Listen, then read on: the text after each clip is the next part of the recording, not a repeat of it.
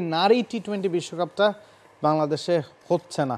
সবাই আমরা আশা করেছিলাম, সময় খুব কম ছিল হাতে, মাসখানেকের মতো সময় বাকি ছিল এবং বাইরের বিভিন্ন দেশ থেকে বিভিন্ন ধরনের চাপ আসছিল এবং অস্ট্রেলিয়া, ইংল্যান্ড, ভারত, নিউজিল্যান্ড সব বিভিন্ন দেশে কিন্তু বাংলাদেশে ভ্রমণ নিয়ে সতর্ক বার্তা দেওয়া হয়েছে। এই অবস্থায় বাংলাদেশে নারী টি-20 বিশ্বকাপটা হচ্ছে না। আইসিসির মিটিংয়ে নির্ধারণ করা হয়েছে যে নারী টি-20 বিশ্বকাপের আয়োজক বাংলাদেশই থাকছে, তবে ভেন্যুটা বদলে যাচ্ছে। আমরা যদি কার্ডটা দেখি সেক্ষেত্রে কিন্তু আমরা নিশ্চিত হব যে 3 তারিখে টুর্নামেন্টটা শুরু হতে যাচ্ছে, 3 অক্টোবর শেষ হবে 20 অক্টোবর এবং 10 দলের এই টুর্নামেন্টটা বাংলাদেশে না হবে দুবাই ও শারজাতে। ঢাকা এবং সিলেট ভেন্যু ছিল, তবে আয়োজক বাংলাদেশ থাকলেও ভেন্যু পাল্টে যাচ্ছে, ভেন্যু হয়ে যাচ্ছে দুবাই ও শারজা।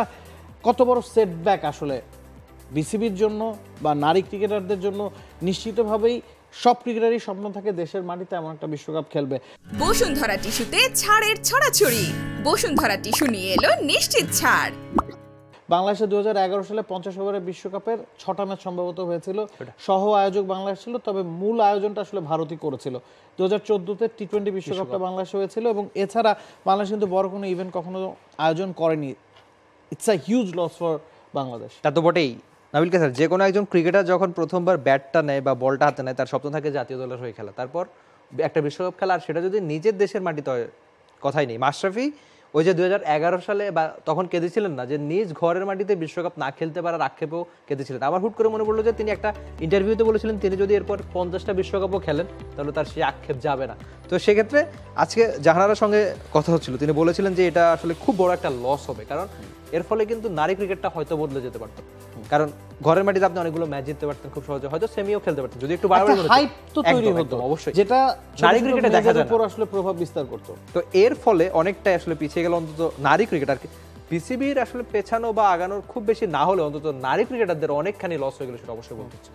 এবং এই জায়গায় কি অন্যরকম কিছু করার সুযোগ ছিল কিনা? নতুন যিনি ক্রীড়া উপদেষ্টা হয়েছেন, খুব বেশি দিন হয়নি, দেশের যেই পরিস্থিতি বা যার মধ্য দিয়ে আমরা গিয়েছি এবং যে ধরনের সতর্কবার্তা বিভিন্ন দেশে জারি করা হয়েছে, অন্যরকম কিছু কি করার সুযোগ ছিল কিনা? বোর্ড পরিচালকদের মধ্যে অনেককেই আমরা গেল কিছুদিন ধরে বোর্ডে আসা যাওয়া করতে দেখছি না। 16 জনই আসলে খুঁজে পাওয়া যাচ্ছে না, মাত্র 7 জন উপস্থিত হয়েছিলেন। বোর্ড প্রেসিডেন্ট আজকেই নির্বাচন করা হয়েছে। তো সব মিলিয়ে এর বাইরে কি কিছু করা যেত না? এখানে আপনি যেটা বলেছেন যে নতুন ক্রীড়া উপদেষ্টা আসিফ মাহমুদের সময় কিন্তু খুব বেশি দিন ছিল তাও না, এটা আসলে আগেই সিদ্ধান্ত। তবে এখানে আরেকটা ব্যাপার যেটা সবচেয়ে গুরুত্বপূর্ণ নাবিল স্যার, 4টা দেশের বাংলাদেশে ভ্রমণ একেবারে নিষেধাজ্ঞা ছিল, মানে 4টা দেশ বাংলাদেশের ভ্রমণ করতেই পারতো না সময়, আর একটা দেশ অস্ট্রেলিয়া হচ্ছে সরাসরি নিষিদ্ধ, মানে আসতেই পারবেন আপনি। বাকিরা হয়তো কোনো না কোনো সতর্কবার্তা দেওয়া হয়েছিল, কিন্তু অস্ট্রেলিয়া একেবারে আসতে পারতো না। তো এর ফলে আইসিসি স্বাভাবিক 4টা বড় দেশ যখন আসতে পারবে না, নানান সমস্যা, এত রিস্ক তারা নিতে চাইতো না। আর একটা ব্যাপার হচ্ছে বিশ্বকাপ যখন মানে অন্য দলগুলো যদি খেলতে আসতো, খেলতে এলে যদি তখন বড় কোনো সমস্যা হতো, সেক্ষেত্রে বড় রিস্কটা যদি হয়ে যেত, এটার চেয়ে আমার মনে হচ্ছে বিশ্বকাপটা না হওয়াই ভালো। আপনি বড় রিস্কের চেয়ে বোধহয় না নেওয়াই ভালো।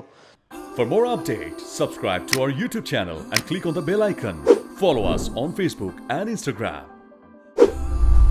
Download T-Sports app to enjoy exciting games and highlights. Visit tsports.com.